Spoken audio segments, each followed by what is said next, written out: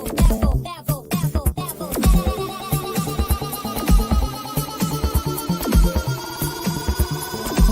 it to the next level.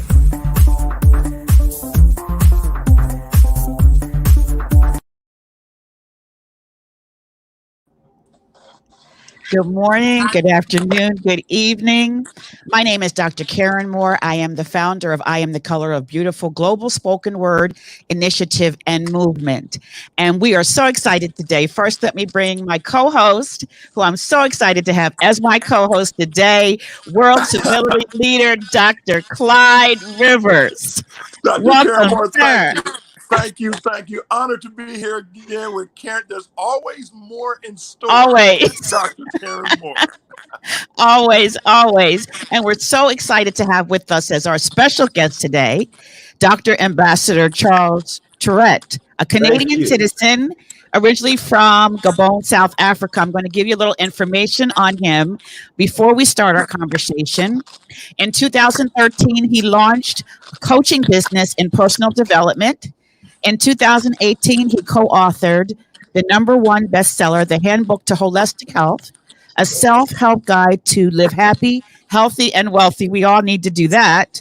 The following year, he participated in another collaborative book, The Handbook to Entrepreneurship, How to Win in Any Market. He is the author of the upcoming solo book, The Greatness Trilogy, The Secrets for a Wildly Successful Life. He is passionate about Africa and has started a project, Africa, a Heaven on Earth Continent, which aims to promote the African continent and reignite self-belief and self-love into African people. The ultimate objective being to couple this initiative with the Greatness Trilogy and build in the educational dimension of the project. He's married to Carol, the father of 4 children and grandfather of 6 beautiful angels, ages 2 to 15 years old. Welcome, Dr. Charles. Thank you so much, Dr. Karen. Such an honor to be here. And this is just an amazing moment. I think there's more power in the house right now. What I'm saying. There's more power in the house.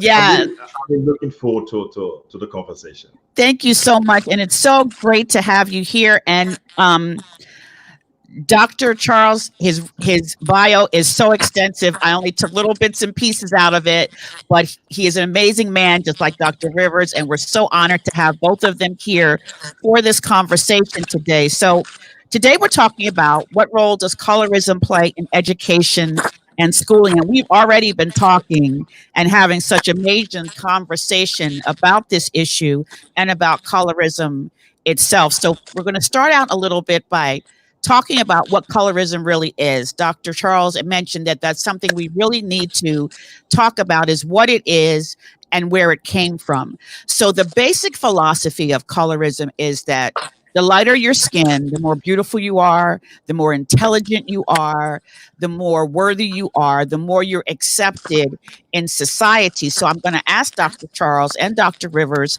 to also come in and give us some more information about colorism, where it came from, and how it is affecting us in society, and in particular, education. Charles. Thank you so much. Thank you so much, Dr. Karen, to give me this opportunity. It's for us to understand the impact of colorism in the education system. First of all, we need to understand where it came from. What is the source of colorism? Colorism is another form of racism.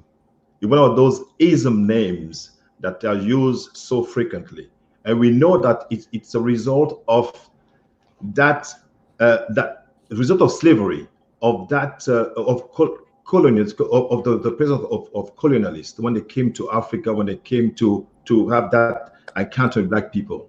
They led us to believe that as a darker skinned person, you're not good, you're not beautiful. Right. So therefore, having a shade of white in you made you more beautiful. And what they were very clever in doing is to bring African people, darker skinned people, to see that when the skin were darker, they were not good enough. And the privilege were given to those who had a lighter skin. They were given more responsibility in society. they were being perceived as more intelligent, and those with darker skin were just put aside. And the danger with that was it was happening within families. The only place where you can feel protected, where you can feel that you're in security, that's the very place where you're being discriminated against. So the history of colorism is important for us to understand what's happening today in the education system. Wow, well, that's good. Absolutely. And Dr. Moore, the colorism that I've seen it in. I've been to over 80 countries in my life, and I can tell you, there's colorism within the same skin color. It isn't just a black white. It's every country I go into, people are categorized, and they're the same skin color. And same color. One is a shade lighter, one is this. But so to me, it's a spirit of division, because whether you're the same color in the same country, I've seen tribal wars go on with the same skin colors because one was a different shade, and I've seen it with different skin colors. So this is a bigger issue than it's a spirit of division that wants to divide anything, because the power of unity is where the power is. So when we can unite, we can move forward. So that's my experiences. Absolutely. And I know that for me, I've definitely experienced colorism in school, out of school, and it is definitely still very pervasive in our society. So the next question is, does the education system prepare teachers for the impact of colorism? And if not, why not? Well, I think the education, but go ahead, Dr. I think a lot of that ties into the constitution of a country. Okay, say example, there are some schools that have 45 different cultures in the school. Some school districts have 90 different cultures. How can you set aside a month or a day for every culture? So now it becomes citizenship rights versus culture. It's the Constitution. If it says all people are created equal, then they have to make sure that they don't set anybody aside specially. I mean, that's just coming from a constitutional grid that may vary in different countries, because different countries have different constitutions. So that's where the real issue is. Right. And I believe that we need, if I may say something, when we come to understanding the origin of colorism, if you look at the United States, they make it they put in place a rule which is called the one-drop rule. Right. I guess you being American, you're familiar with that. Yes. That says that if you have a drop of black blood in you, even if you look white, you are considered a black person. It just says that for white people, their blood, who they are, is not, they want to be like, they want to maintain that purity of their skin. In other words, if there's anything that comes to stains that, because they see like as a stain into the blood of into who they are. Anybody with any different blood in them, even just like, just 25% or 10%, they are considered black. So already it goes from there. When you talk about everybody is born equal, but already that contradicts that rule that's being put in place. Right. Until they come and dismantle that rule to say, okay, it doesn't, it's not valid anymore. We consider everybody is equal. Until they do that, it's just a total contradiction. We go from contradiction to contradiction. Absolutely. Absolutely. And I think that it's hard enough for teachers, and I say this because teachers have enough to deal with when they're in the classroom. And anymore, it's not just about teaching. It's not that you're just a math teacher. It's not that you're just an English teacher. You're also, many times, you have to be a referee. You have to be a part-time social worker. You have to be a counselor. You're many times a mentor. You're doing all of these different things when you think that you're going into a classroom just to teach. I had the experience of teaching at a summer camp, a music summer camp, a couple of years ago. And what I discovered is that I did see colorism take place within the students.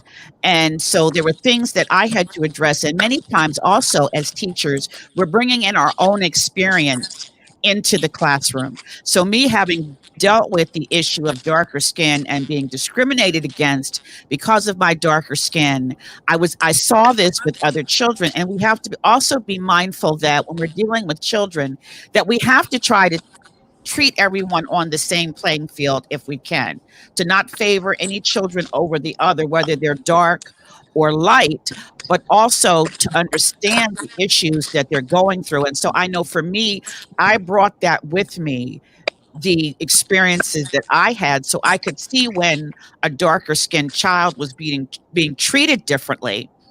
I was able to identify with that, but then I had to also be mindful that I can't treat the light-skinned children any different because they're light-skinned. So we've got to be able to, as teachers, to be able to kind of be sensitive. And when we're bringing our own issues with us, these own hurts, these own traumas with us, that we have to be mindful of the impact that it has had on us, to be able to kind of give help a conversation ensue, but to not bring our own pain and trauma to the situation. That's good. And I think we have to look at something. Everything is in process. Nothing in the world operates perfect. So I think part of the issue is we have an illusion that there is no education system in the world that can cater for 7.8 people's giftings. They have 50 disciplines and 50 different disciplines in a college. You have college of science, college of this, but there's 7.8 billion people that have God's gifts. So my opinion is the actual God gift in people, some of our systems don't account for the gift of God. And being in education, I have a wife that's an educator. I would say we have to look also at behavior of people. Everybody, every kid doesn't act the same. Right. So when they're so in reality, sometimes different challenges, whether they're black, white, brown, or green, is some of it's predicated on how kids behave. And again, if I go back to the root cause of it, school can't give me who I am. My family does that. God. So Right. I think we're putting too much responsibility on the school teacher, too much responsibility on a system, and we have shirked our responsibilities as parents to put identity in kids, to put this in. So that's just a perspective that I've seen in the work that I do around the globe. Right. Absolutely. The next thing is, are our children being denied access to certain spaces due to different expectation levels based on skin color? Well, I would say when a child is being discriminated against, they're already putting in a place where they are perceived as inferior in terms of knowledge, in terms of ability, from another child who has this already, he was already in a position where, because the color of the skin, the lighter color of the skin, they're already perceived as being more intelligent, which is totally wrong. Because we should start seeing not in terms of what you see on the surface, but what is into the person. What is the person's mind? What can they bring on the table? And that's not always possible. Why? Because even within the families themselves, there's always that discrimination that's there. Because we can do whatever we want within the family to change that. That's the starting point. But then society has also to understand that, all those preconceived ideas that we had, those judgments we had based on the color of the skin are not valid anymore. But there must be like a higher level decision to say, come on, let's stop this. this is not real. We are all equal. Until this happens, you can do whatever you want within the family, but when people go out into society, they will still be confronted with those realities. So that's at both levels, the family at the family level, but également, and also within society, that we need to see a change, a radical change to make so that different countries. Now, Charles, I have a question. Absolutely. Who's gonna make the change? See, this is what I look at. Who's gonna make the change? We always expect everybody else to make the change. Change is made by me. I grew up special education, rode a short bus to a special school. It didn't stop me. So because when I found God, he took my gift and I worked my gift with God. If I bring this back to the basics, it's really, God says a man's gift will make room for him. So, Right. so the gift you have will develop. I think sometimes we expect every system to make it happen for us, and it's not going to make it happen for us. This is my actual view is, when you find your actual God-given gift, you can be what God's called you to be. Yeah, there's injustice everywhere in the world. And to me, you know, in America, yeah, we do see black, white, brown issues. In Africa, see, I've seen black issues. I've seen brown issues. So what I'm getting at is, in my opinion, it isn't just it's division everywhere. And this is a great conversation to have. Yes, absolutely. Absolutely. And I think that we've got to be mindful too that our children aren't being excluded from these different spaces that they have every right to be in. And we've got to begin to really look at where they're being excluded because of the color of their skin. And, you know, so often we have to deal with we're not just black, but we're dark skin and light skin. So, you know, we go through okay, you're already black. So then we have this light skin, dark skin division. And many of the dark skinned children are being automatically considered not intelligent because they're dark skinned and not able to come to the table because of their dark skin. And decisions are being made about our children in the education system by the powers that be. The decisions are being made about them, and they're being made about them because of the color of their skin. And then not only just the color of their skin, but then there's another decision that's being made versus dark skin, light skin. So I think that, you know, we start talking about they're being excluded from different spaces, from different programs, from different things that are there to help them. We've got to be mindful of where they're being excluded in the process. So how do we begin to educate and counteract judgments made by educators that determine the values of individuals' color and level of intelligence based on their skin tone? How do we begin to educate and counteract judgments made by educators that determine the value of an individual's color and level of intelligence based on their skin tone? Wow. I know. I know. That's a tough one. If you don't mind, what I believe is happening, Dr. Moore, is this. I believe we would be naive if we thought skin color wasn't the first thing people see when as we look at people. We see, you know, I'm going somewhere, I'm looking at because it's evident, you know, this guy's a Latino, this one's white, and I'm black. So that's the first thing you actually see. My thought is this: with the education, it's the one that creates the narrative that people learn. See, you have to have more diversity where the narrative is created. So in times past, it's colonization, as Dr. Charles was saying. That was a narrative that everybody wasn't at the table.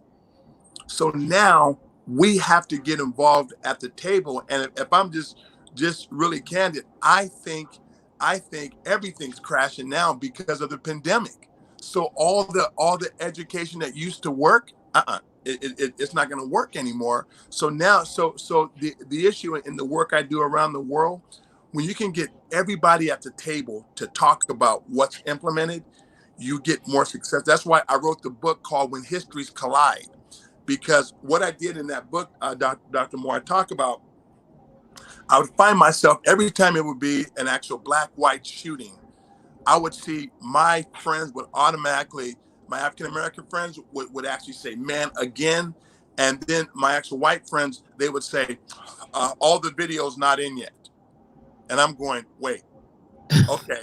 So what happened is we had historical collisions in our experiences. We've seen this happen time and time again. So our experience was again, and then my other friends were like, all the videos not in. That was their experience. So what I realized is we had historical collisions. Our histories were colliding. So when our histories collided, I said, great. I begin to say, I'm going to listen. When histories collide, we have to listen for change. And so when the histories crash, you know, I'm at my end, everybody's at their end. Now there's no more dialogue. And then I realized our histories, every time I would see things, my history would kick in, and my other friends' history would kick in. So now we have to have a dialogue because our histories collided. And then at that point, we talked, okay, what are yours? Wow. And I was shocked when our histories collided. If we could listen to each other for change, man, the information base expanded in my life. And I'm going, wow, I never thought about that. And they never thought about what I talked about. So it really brought conversations of understanding. It doesn't mean we solve everything, but now we at least understand, because my history is my truth. Right. Charles, this is truth. Yours is your truth. So when you tell me my truth is wrong, I'm going to the bat. But I realized we had historical collisions. And to continue on the same line of thinking as you, that conversation had to start within the families, especially in families where you have children of different shade of color, different color. To tell yourself, okay, that conversation had to start within the family, within the household, for people to understand that, no, you are my child, you're the same. Just because you have a lighter skin, you're not different from the other one. You're not more intelligent than the other one, or you're not less intelligent than the other one. If we don't start that conversation within the families, you know, we will never be able to have that united front as a Black community to go out there and to be able to face the world, tell them, okay, listen, we know who we are. It doesn't matter the shade of my skin. We know who we are, and we can tell you that we are just as good as you are. But until we do that within our community, and when the rest of the world sees that within our families, within our community, within the Black community, we're still fighting each other based on the color of our skin, and yet we're saying that Black is beautiful, there's a problem somewhere. What sort of Black are we talking about? Wow, Doc. Wow, Doc. And when Black is beautiful, and then a white person hears us saying that, but at the same time they see two Black people fighting because one has a lighter color skin, it's like, you know, look at this guy, they're just going to be just jokers. That's what we need to break. Until we do that, we're still going to be just a livestock of everybody else. They will never respect us. That's so true. It does have to start. It does have to start in the home, and it has to start in the family. And one of the things that I have discovered when we did our colorism panel, that people are still carrying that hurt and trauma from family for decades. They're in their 40s and their 50s and their 60s, still carrying the hurt on both sides. You know, I've had women tell me that because they were light skinned, that they were ostracized by grandparents because it was the whole thing that, you know, one girl said her grandmother used to call her a light skinned heifer. And so, you know, it does start at home, and it definitely does start with the family, and bringing to our children their value from the very beginning, whether they're light skin or whether they're dark skin. And, you know, it's even amazing that it's even still an issue, that because you have more melanin in your skin, you're thought of as being a certain way, when we've got to begin to let our children know that they have value regardless of what they look like. They have value. And until we do that, like you say, we're going to continue to have these issues, and our children are not going to totally, fully understand that they're made in the image of God, and that God gives them value, and that they can walk in that value, and they can progress in that value. But we've got to get to the point where it does start at home. But, then too, we're dealing with so many issues in homes now. Yeah. Homes are just, it's so many different dynamics in the household now. But there still has to be some kind of intervention, some kind of example, some kind of someone within a child's life that lets them know they have value. And Dr. Moore, yeah, man, absolutely. See, this is my belief. I have an actual God worldview. I don't have my head in the sand because I travel the world. I see it everywhere. So I'm not someone that's coming just from a.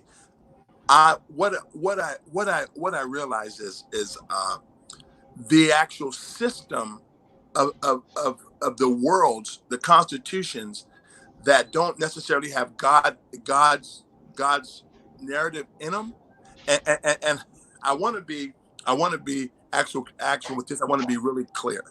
Man-made constitutions will always have inequality because they're man-made. Right. The kingdom of God, what it talks about in the Bible, is the constitution that's supposed to run the world. It is because what happens is this: you have 7.8 billion people that all have value, that God put value in. So the only one that can reevaluate the currency in people is God. Like, watch this here. Man, I grew up special education stutterer, rode a short bus to a different school because I was different. When God came into my life, man, he put a different confidence in. And I know everyone is not going to have the same experience I had, but it's possible to find, like both of you, Dr. Charles Tourette is brilliant. When you hear about his actual trilogy, it's going to change the world. And you know what? And I think we have to understand that everyone didn't start at the same playing field. So if you had a different start than me, you will be ahead of me. But what happens if you've mistreated me? Then, based on the word of God, you're going to have a day where you walk in my shoes. So the greatest thing I can do in the world is bring stability, so that everybody on the earth can bring their contribution from God to the world, because everyone's a solution for somebody. Right. Absolutely. I love you when you said on the live show that you were given. You said there's 7.8 billion people out there. And there's 7-8 billion people. Each one of them is capable of bringing a solution to what we're going through. We all have a contribution. And you referred to the Greatness Trilogy. And for me, it's my contribution to this beautiful continent I call Africa, the heaven on earth continent. I believe that through education, through the system I'm putting in place, yes, that system will impact people in terms of just building self-love, which is an essential part, because as you build self-love, you can give love to other people. You cannot give what you don't have. Yes. So the people of Africa understand another part, because you talk about unity, people to be one. We need to come to the point where we understand that when you love yourself, you can only love the other person next door, your brother, your sister. And that's the thing we should, as colorism is concerned, it has to start from home. Get your house together before you can possibly impact the rest of the world. Get your house together. That's where it starts. Absolutely. Absolutely.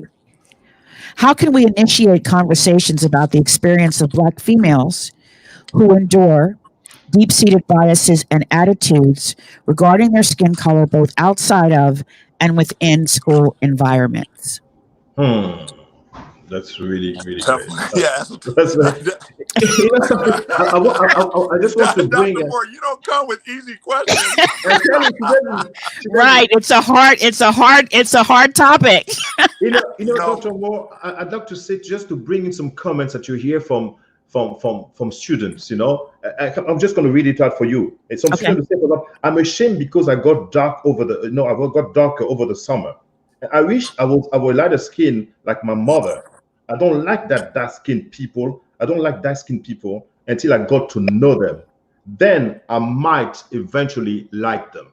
Wow. Those are big black people who are Wow. talking, young girls who are talking. So until they change their mindset, Man, this is an issue. And you hear that between Yes. black people, we just hate each other for no real reason. Tell say, why do you hate the other person? Because they like lighter skin. I don't like darker skinned people. Wow. Wow. Yeah. And Dr. Moore, when I was in college, the African students that were on campuses all over were actually treated different, even by African Americans. So again, we as a people have to have value summits to where we begin to put the values in God, and because watch this here. This is my simple philosophy. If you follow God's design for your life, you will end up being where God's called you to be. And I believe everybody has a choice to follow that path. And I know in this world system, you will not find equality. You will not find, because it wasn't built on equality. Right. You can, let me tell you this here. You can make the Constitution say anything you want. You can take the words that say all men are created equal, and you can say, well, you're 2/3 of a human. Okay, so now your Constitution is still intact. You just modified it. So people modify the words in constitutions and they keep them intact. But the only thing that they can't outrun, listen to me, no one. And this is why it's just as bad for anyone to hate anyone, because the consequence with God, what you sow, you will reap. So Right. hate is bad on any way you look at it. Man, discrimination's bad any way you look at it, because the one that discriminates doesn't understand they're preparing a day where they're going to be discriminated against. It's a biblical law. Right. Dr. Charles, I'm wondering if you can talk to us a little bit about, and I think one of the things, and I know I'm constantly learning things. We call ourselves African Americans, but we don't really know Africa. We don't really know what Africa is. We really don't. All we know is what we see on movies, on commercials. We don't really know. And I had the privilege of going to Uganda last year, and it was just an amazing, yes, Dr. Rivers, it was an amazing experience for me. And if you could just talk a little bit about Africa, and I think that we as a people need to really understand our heritage that comes from Africa. You were talking a little bit before we went on about how Africa didn't start with colonialism, about us being kings and queens. And I think this is the history that we need to have, because all we see about Africa is starving children, and we see the commercials and we see all this stuff. And that's not what Africa is. Come on. I fully agree with you. There's a total lack of understanding. There's a shortage of knowledge as far as African American brothers and sisters are concerned. They don't know the history. Right. Something that the colonialists did, and they actually succeeded in doing that. It was to make sure when they were taking people from Africa, a family, for example, they were just separating those people. One was going to the US, one to Brazil, one to the Caribbean, just all over the place.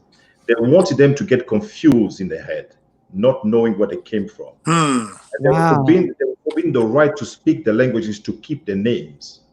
Today, if you ask an African American, what is your history? All they can only stretch as far as maybe the 16th century, maybe the 17th century. And after that, you're totally lost. You don't know, okay, where do I come from? What is my history? Because in order for you to know where you want to go, you need to know where you're coming from. Right. Until you know that, you're always going to be confused. And I think that's the problem, that the disconnect between African American in general, of course, there's a few exceptions. That's what the disconnect is between some African Americans and Africans. Why? Because when the African American already after being through the trauma and the discrimination that's been through within in America, when they come to Africa, they see themselves like a superior black version. I don't know if you see what I mean. They Yes, I come do. themselves, okay, because we are American, because we are Black American, because we know better than you. That's totally wrong. I think it's best for them to come there in a point to tell themselves, I'm coming to Africa to learn from Africa, to go back to my roots, to Right. understand where I come from. And from there, you can bring whatever positivity that you have, whatever positive that you can Wow. bring it on the table so you can see how you can help each other as from an African point of view and an African American point of view, how we can help each other to become the best version of ourselves. Not to come them, just like the case when you look at Liberia, for example, it's a good example. When those slaves were liberated and they were just sent to Liberia, when they came there, they came as a superior version of Black people. So they took control, they started oppressing local people. Instead of coming and say, listen, hey, with what we know, what we've experienced, this is how we can work together, what we can Right. make our country grow. And then for us today, Africa more than ever before needs our brothers from America, African Americans, to come to Africa and say, listen, you are welcome, because African people are very welcoming people, Yes. very much so. And just to tell you a little story, when I Yes. was working for Shell in Holland, I went to buy a water bed in a store, and I see this Dutch guy asking me, where do you come from? I said, I come from Gabon, Central Africa. I said, oh, I traveled to Africa. I just passed by your country. I went to the Congo. I said, oh, yeah, that's really good. He said, but I was so impressed because everywhere I was going, people had a shelter for me. People had a plate, people had food for me. And my mother always told us, Charles, when I cook, I never know who's going to show up, because we always welcome people. And maybe it's a good thing for Africa, but it's actually such the downfall of Africa, because when the colonialists came to Africa, we were so welcoming, we were so gullible that they could tell us anything, that we trusted them. And they took advantage of that hospitality they took advantage and they controlled our country. And before we knew that, it was too late. So I think it's time for us as Black people, doesn't matter where you come from, like Bob Marley said, as long as you're Black, you are an African, to know where you come from instead of denying it. I'm not an African. My parents were slaves, not me. But the white person still sees you as a slave. It doesn't matter when you're Black. I can come to the US, nobody will know, oh, this one is from Africa. Nobody will know. They're going to see a Black person, and you are a Black person in the eyes of anybody else. So we need to understand that. And Africa today has reached the point where, and I love what's going on, but I think that's why I'm so happy for COVID-19.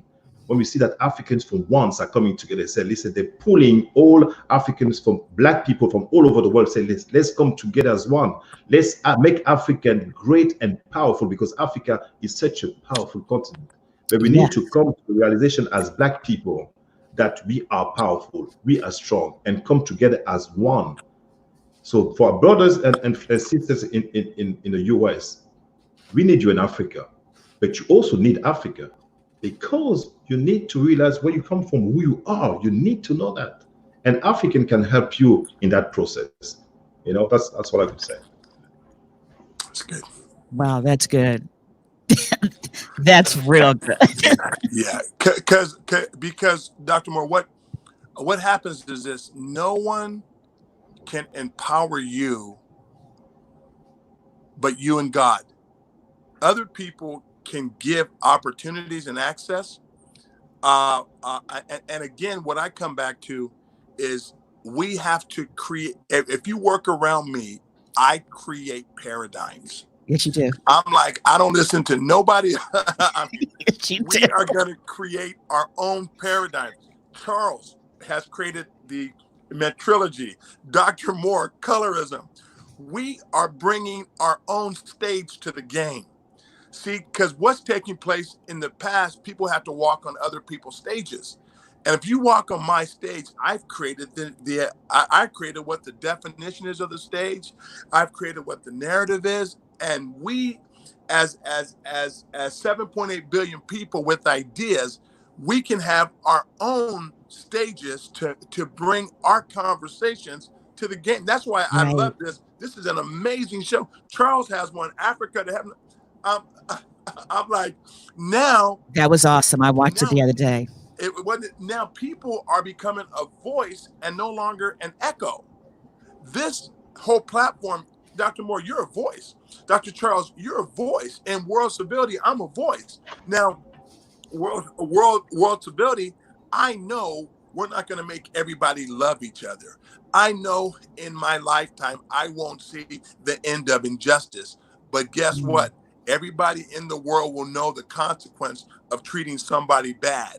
You right. treat them bad, that thing is coming right back on you. It can be 10 years, 5 years, your next generation. Your kids will be in slavery if you put somebody else's kids in slavery. So my That's thing true. is to get the message of the consequence out.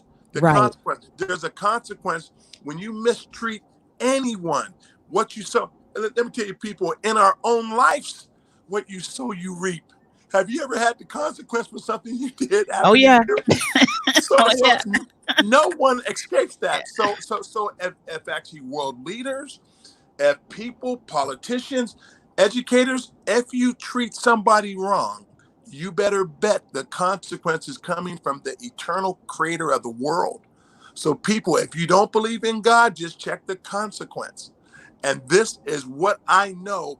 My message is, as I was stating on one show that I was on this week, I said, people don't listen because it's good. They listen because it's a negative consequence. Oh, okay. Now, if I'll do good here because of this, Right. not because it's the right thing to do. And if you look at the world now, look at South Africa that had apartheid. What's happening now? The ones that were the oppressors are now becoming the oppressed. It's everywhere in the world where you see where people were mistreated, the day's coming back on them. And I'm going, that's the unintended consequence of damaging God's currency, which is people. Jesus loves 7.8 billion people of the world, Yes. made them in his image, gave them a design to help the world. And you think you're going to stop them? This virus that's taking place, Dr. Charles, is literally giving sight to the blind. They once were lost, Dr. Moore, but now they were blind.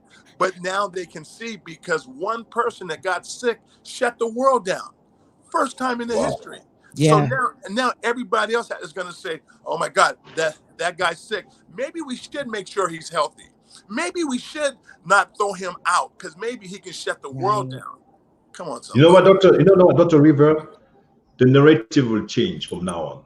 Yes. You will never hear a leader of any country standing up and say, "We are great. We are the best. We can do that." Except the one here. The situation with this pandemic showed that it doesn't matter how many atomic bombs you have, no matter what you have, weapons you have, you could not even defeat a tiny virus. Come on. But then you can't stand up and say, "We are powerful." People say, "Come on, you couldn't even defeat a virus." So then it's going to make people think, like you said, no, the tables are turning now. Africa is getting their act together. Africa that was perceived as that Yes. was the reservoir of any negative thing, all diseases with Africa. God said this time, he won't start from there. He will start from somewhere else. Lord, those powerful countries, you're so powerful, show me that you're powerful. And I'm going to show you how powerful I am. So just a tiny virus. God could have sent like a tsunami to destroy the whole world. He could have done that. It's just a tiny little virus. And then people just like the whole world was on a standstill. The whole world. That should make people think. Instead, maybe turn to the higher power to God, say, God, we got it wrong. We got it Come wrong. on, Doc. Yeah. Wow. Wow. That's going to take a lot of humility. This man right here, Dr. Charles, has, Dr. Moore, he has a trilogy. I'm telling you, people, get it. Get it. This man has answers that because when you understand, my perspective is this. I realize, what if you have one person, Dr. Karen Moore, in a country that God gave the answer for this virus, but the person was killed in human trafficking, or the person was killed in slavery. Now, the solution to coronavirus died.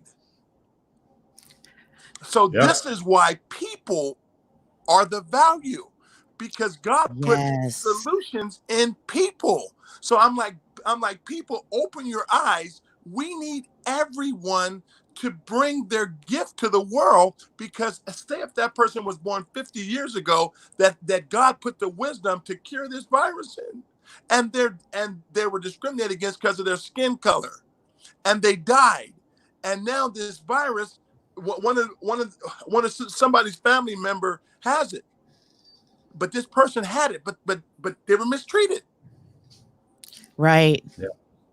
Right. Okay, so the last thing is, Tom Burrow in his book Brainwashed states Black parents often don't recognize the importance of providing children with tools necessary to handle negative attitudes and destructive trends.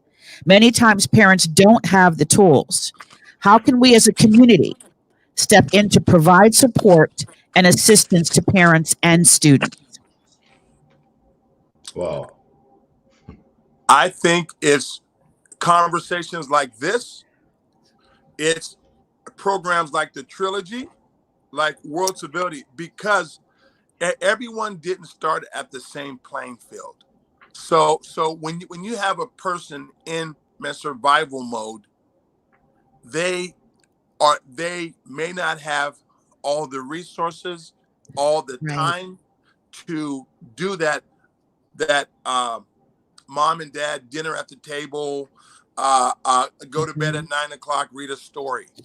So it takes all of us collectively. Dr. Moore and Dr. Charles, I learned something. If we empower everyone, you're going to reach who I can't reach. Man, if someone sits with Dr. Charles, they will leave that place running through the roof. Dr. Moore, someone talks to you, even when you walk in a room. No, Dr. Moore, you don't got to say nothing. When you walk in, the atmosphere changes. Life comes in because everything about you empowers.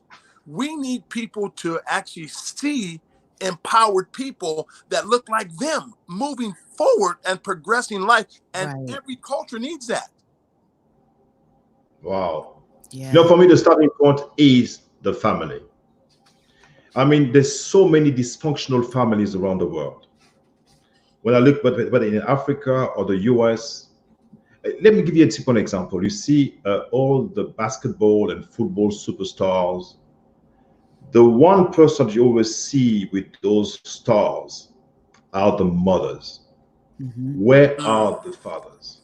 Right. So many fathers have given up. So many fathers have lost the responsibility that God gave them to be the head of the house, just like Jesus is the head of the church.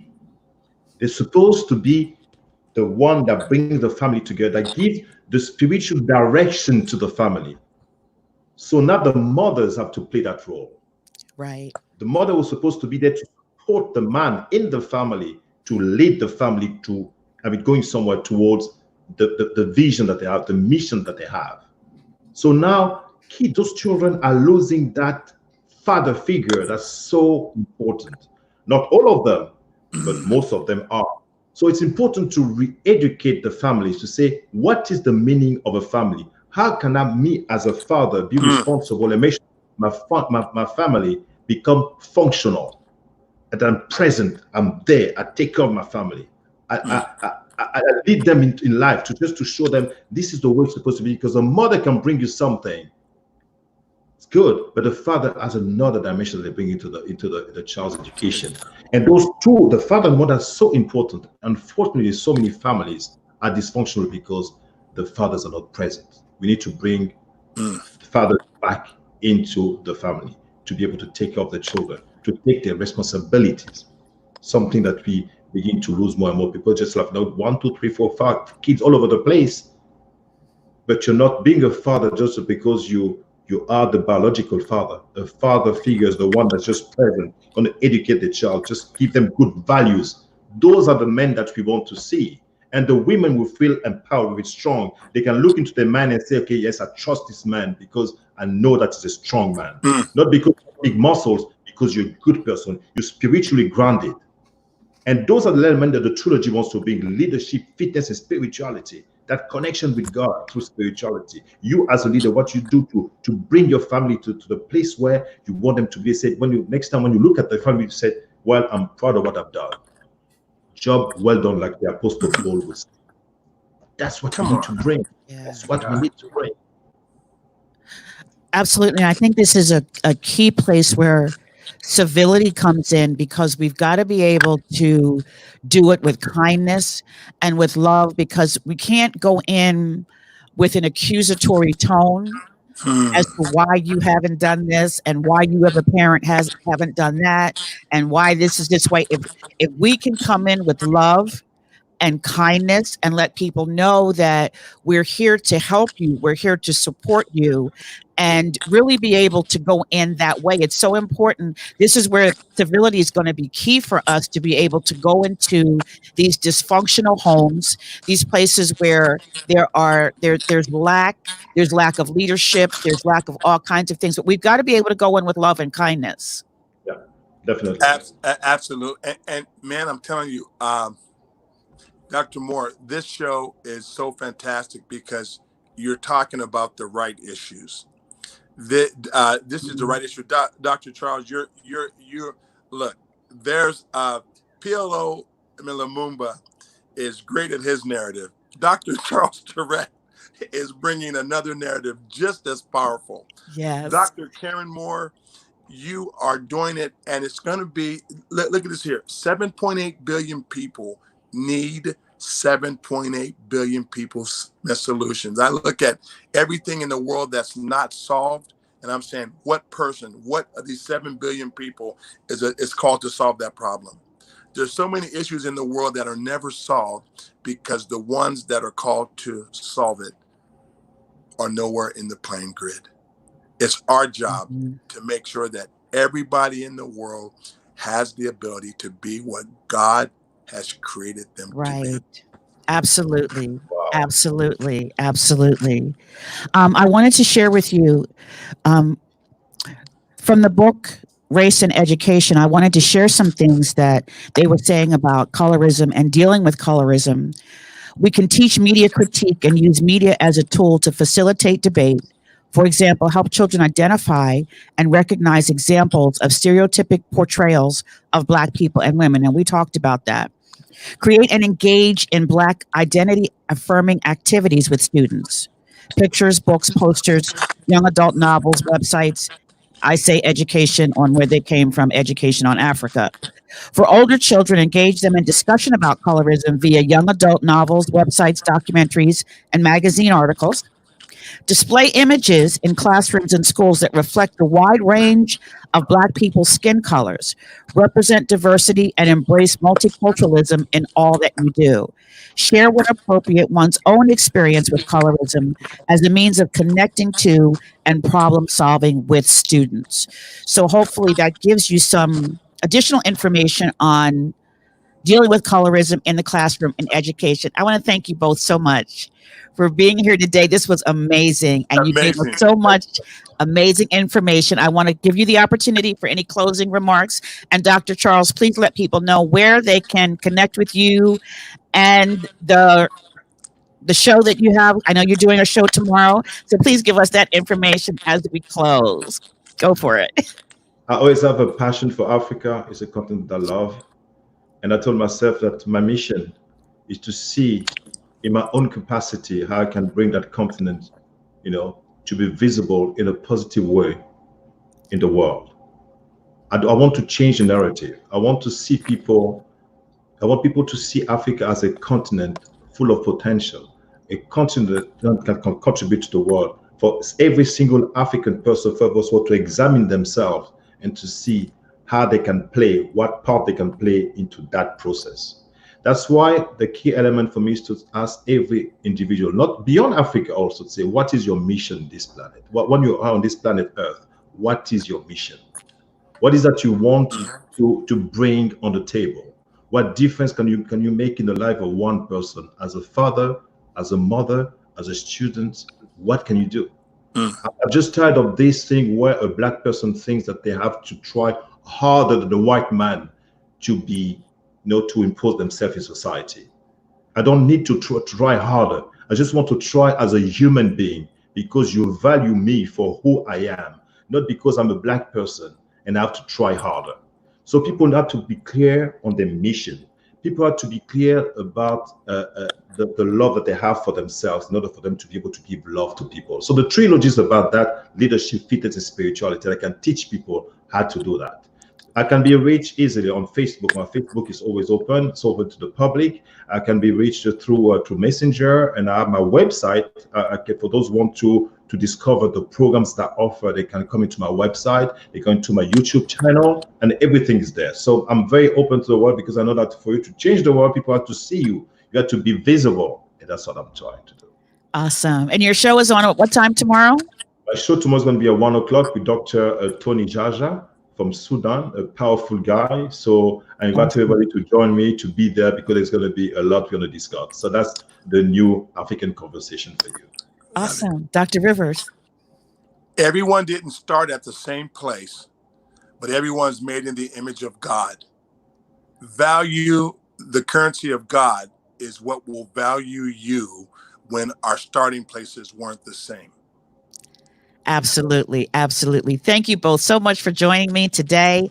Next week, we'll be doing our virtual Colorism and Civility Summit right here at 12 noon Eastern, 9 a.m. Pacific with Dr. Nishan Walker, Dr. Robert Ornelius, and Dr. Michael Pitzel. Right. So we're doing that next week. You're going to see the advertisement as we go out. Everybody have a blessed day. Dr. Charles, bless you, brother. You're a great man. Thank you, sir, so much. Bless you, Dr. Karen. Awesome. Thank you. Thank you very much.